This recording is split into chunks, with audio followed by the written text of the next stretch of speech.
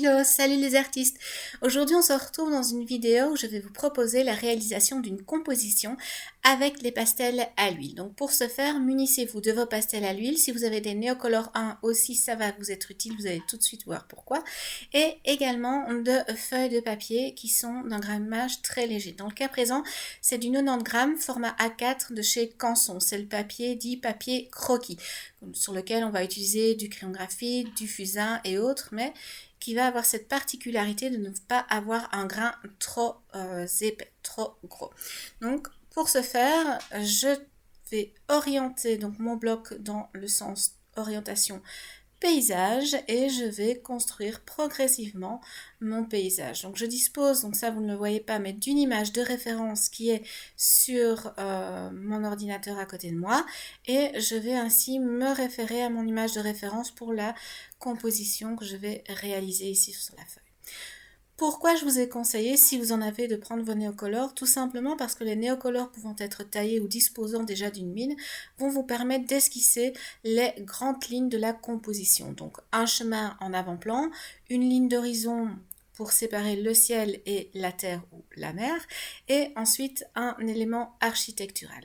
Vous allez voir qu'il s'agit d'une composition qui reprend un haut lieu de la culture française et un des monuments importants qui est d'ailleurs classé à l'UNESCO si je ne me trompe.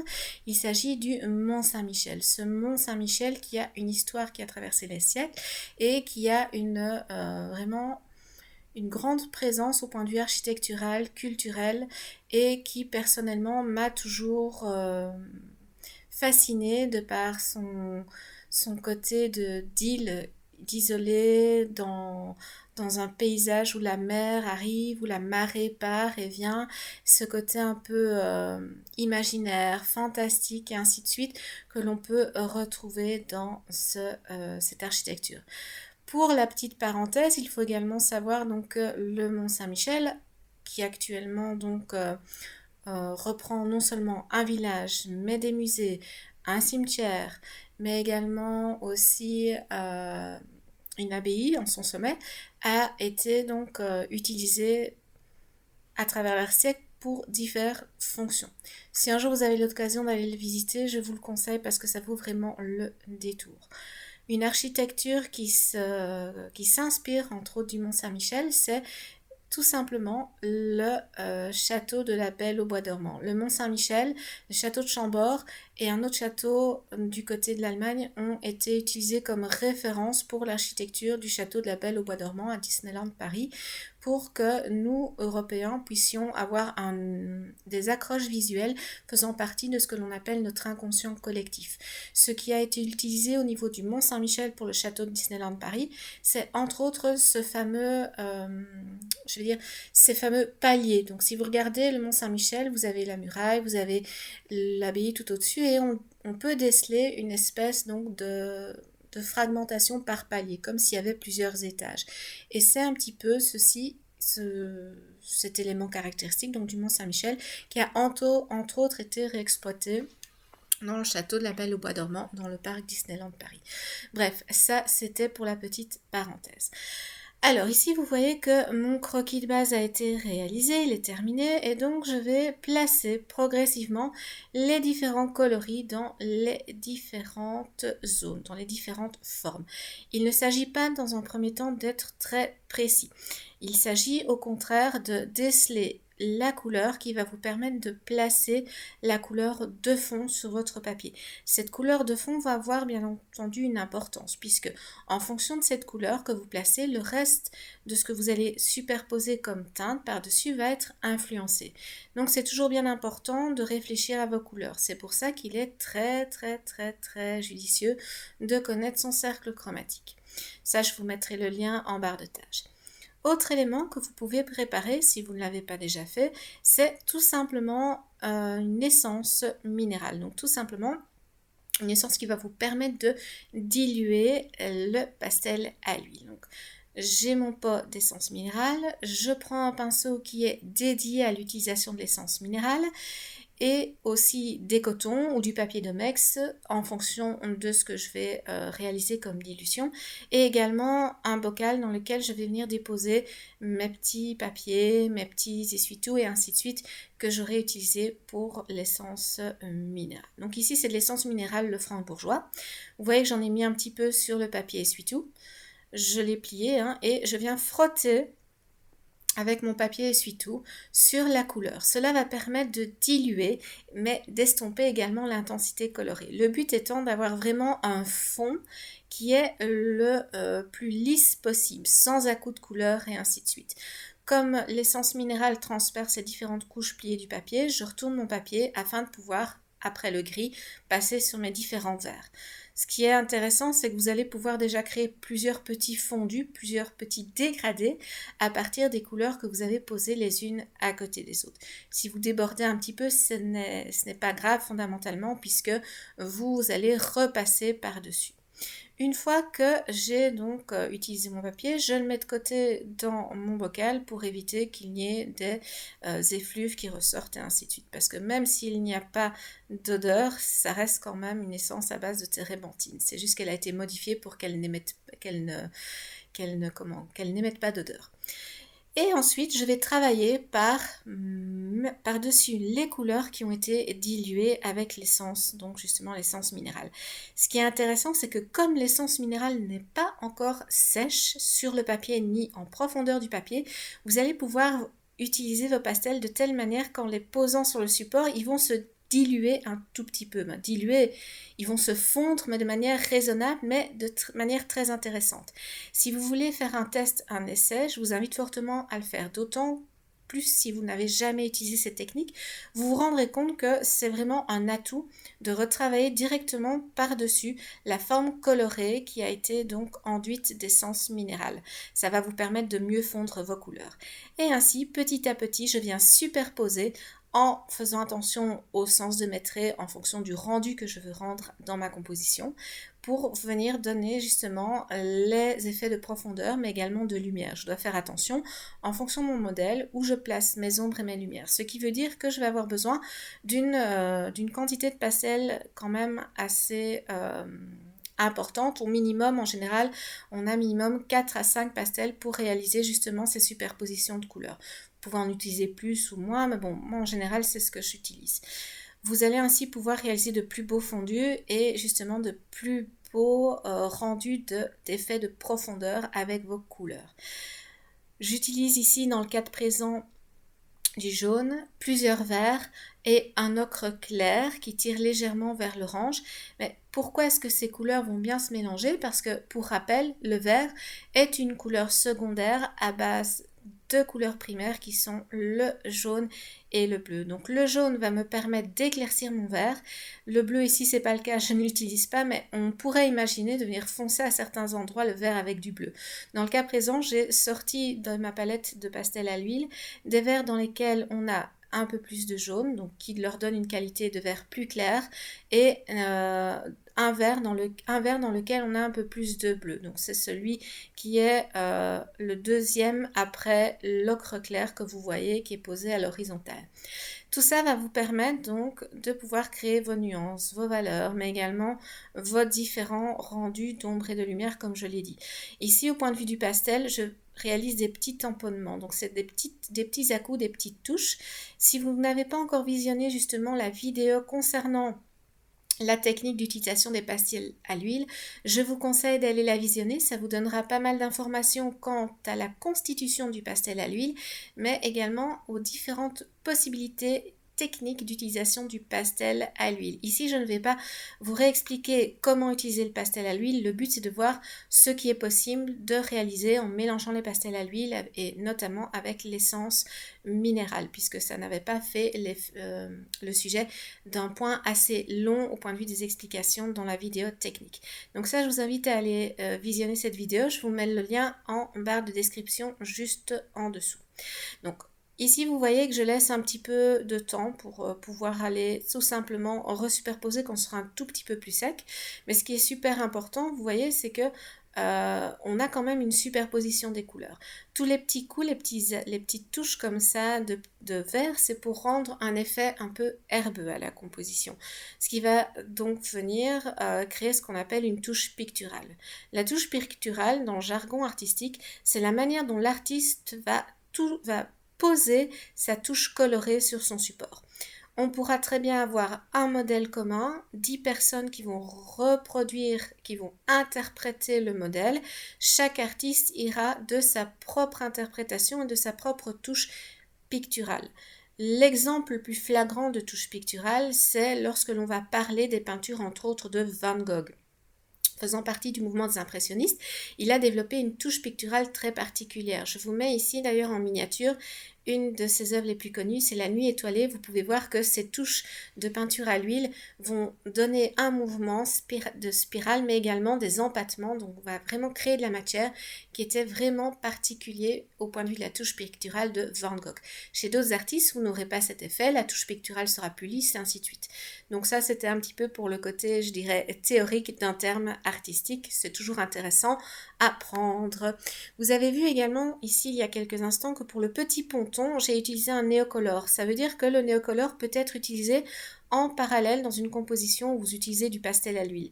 C'est aussi pour ça que j'avais testé sur cette compo, parce que je voulais vraiment voir ce que ça pouvait donner et comment ça réagissait. Et sincèrement, ça réagit très bien.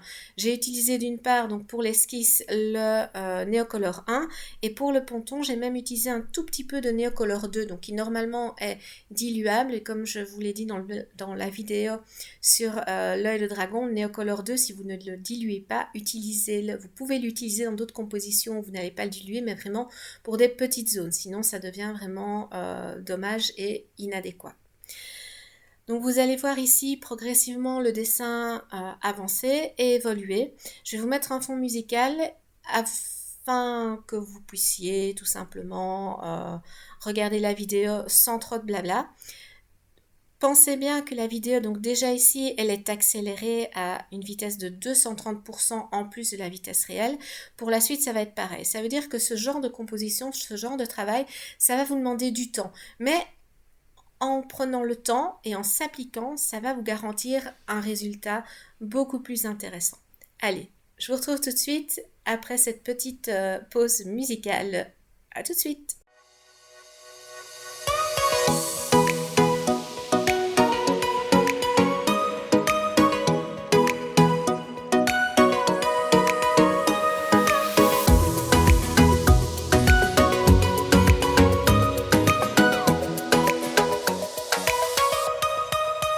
Gonna take it slow.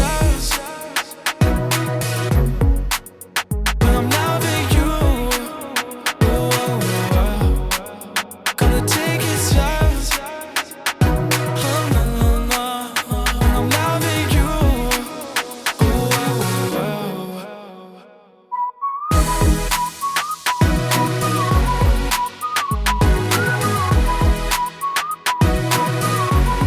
Oh, no, no, no.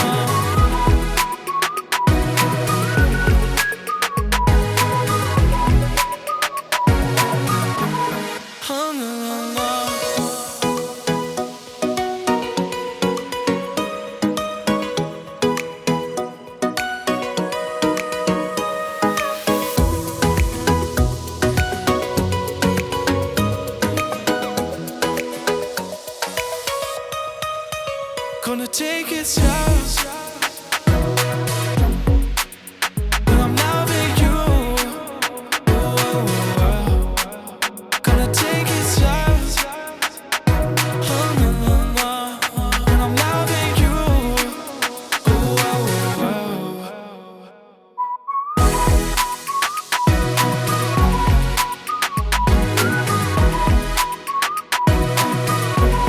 Oh, no, no, no.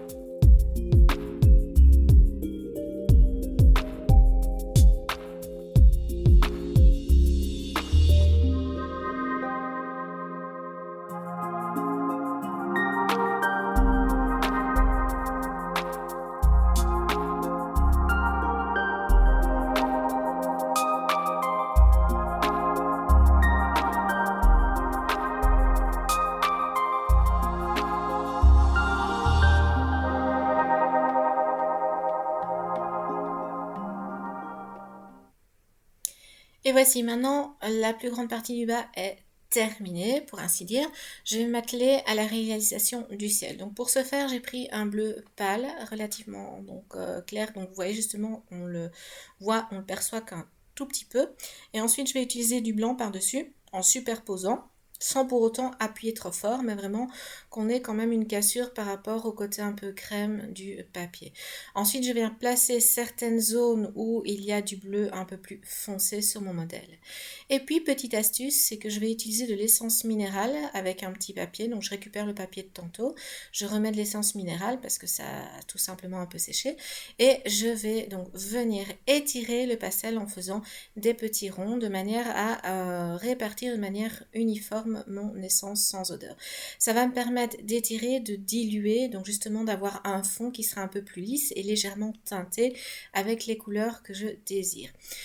Une fois que c'est fait, tant que ce n'est pas sec, je vais repasser par-dessus et je vais venir frotter avec mon doigt pour étirer et réaliser des fondus progressifs entre mes différentes couleurs.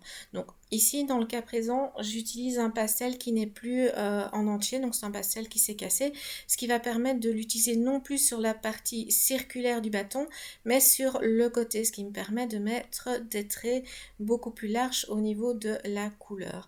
Et donc, je viens progressivement superposer mes différentes nuances, donc du bleu moyen, un bleu un peu plus clair avec un peu plus de pigments plus bleutés dedans et même un petit peu de rose ou de mauve en fonction des différents résultats voulus.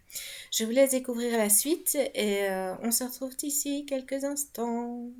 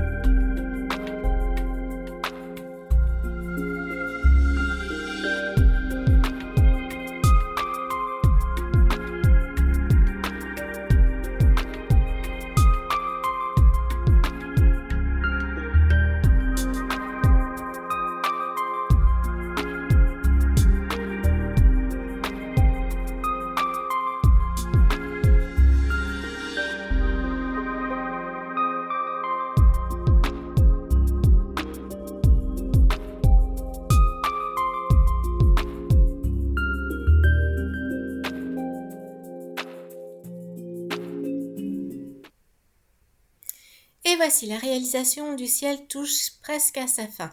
Le dernier petit truc qui va donner vraiment un effet pro à vos compositions, à vos réalisations, c'est d'utiliser un couteau à peindre, comme vous le voyez, et de venir gratter, pas au point de déchirer votre support, bien entendu, mais de venir gratter la couche de pastel que vous venez de poser sur votre surface.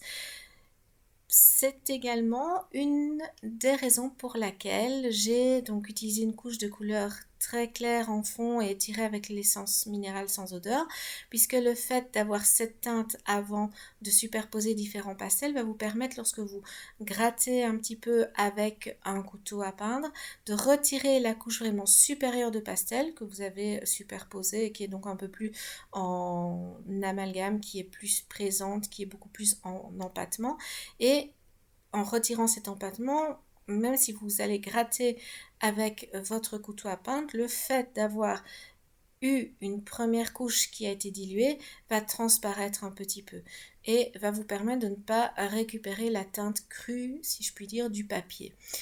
C'est également possible à ce stade-ci, quand vous avez retiré la matière, de venir retravailler un petit peu, si vous voulez donner un éclat à ces rayons lumineux, de venir retravailler avec un peu plus de blanc ou un rosé ou un jaune pâle, en fonction bien entendu du résultat que vous voulez avoir. Mais voilà pour la petite astuce de rayons lumineux dans les nuages, c'est pas si compliqué que ça et ça donne toujours un très chouette effet. Maintenant, pour la suite, au niveau de l'architecture, vous allez pouvoir visionner dans la vidéo le fait que je vais utiliser des néocolores. Alors, c'est un choix technique, purement technique, puisque les néocolores sont taillés. Je ne vais pas pouvoir réaliser un travail précis pour rendre les effets d'architecture avec des pastels à l'huile, surtout quand on est dans quelque chose d'un petit peu plus, pardon, d'un petit peu plus petit. L'astuce que vous voyez également, c'est de déposer un chiffon doux entre votre papier, votre support, donc votre travail qui a déjà été effectué donc avec les pastels à l'huile, et votre main pour éviter de frotter et de venir disperser votre couleur et de ce fait-là d'avoir donc des ratés et de venir tout simplement massacrer votre partie du travail qui est déjà effectuée. Je vous retrouve un petit peu après, lorsque l'ensemble de la composition sera terminé. Vous allez voir que je travaille par étapes. Ici, vous êtes en vitesse 1 pour le moment, mais d'ici quelques secondes, la vidéo va être en accéléré. On se retrouve tout de suite.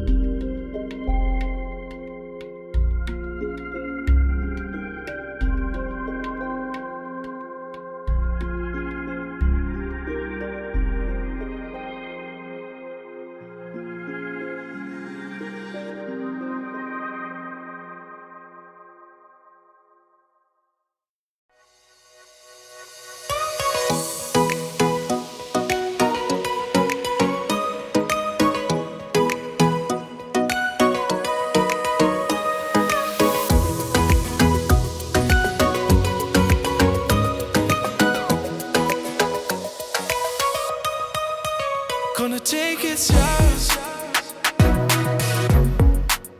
When I'm loving you. Gonna take it slow. No, no, no. When I'm loving you. No, no, no.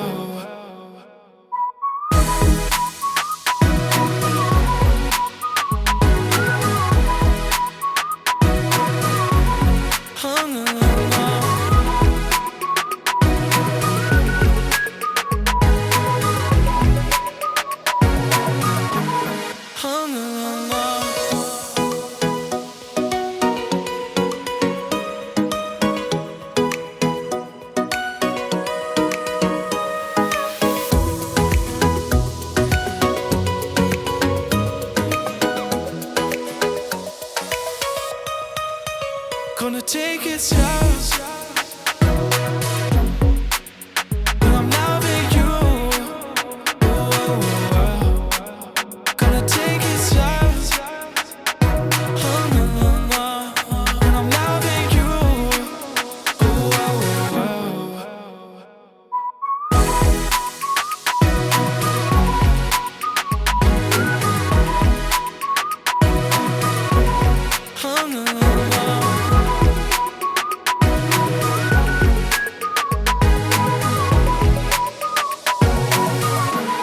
No, no, no. Et voilà, c'est terminé après plusieurs heures de travail et vous, en à peu près une vingtaine de minutes, la composition est finie. Alors, j'espère que la vidéo vous aura plu, vous aurez appris de nouvelles techniques. Je vous refais ici un petit peu l'explication du pinceau. Donc c'est un pinceau de maquillage à poils souple qui va tout simplement permettre d'évacuer tous les petits dépôts huileux sur la composition. Donc, je vous invite à vous abonner pour être tenu informé des prochaines publications des vidéos et également tout simplement pour pouvoir répondre aux différents posts que progressivement je vais mettre, donc que je vais poster tout simplement sur la chaîne. Je vous invite également à mettre un petit pouce, un petit like pour me dire votre plaisir à visionner cette vidéo. N'hésitez pas à commenter toujours dans la bienveillance cette vidéo et aussi à réaliser de jolies compositions colorées avec vos pastels à l'huile et en y alliant les éventuels néocolores que vous auriez. Voilà, donc j'espère que cette vidéo vous aura plu, que vous aurez pris plaisir à la visionner. C'est une vidéo où vous n'avez pas beaucoup d'explications techniques, mais vous en avez quelques-unes au fur et à mesure. Donc n'hésitez pas à mettre en commentaire s'il y a des choses qui vous ont plu et que vous aimeriez voir un peu plus souvent dans d'autres vidéos. On se retrouve prochainement dans une vidéo consacrée à d'autres techniques, à d'autres médiums et à d'autres réalisations. Je vous dis bye bye, à la prochaine, bonne création à tous et portez-vous bien. Bye bye.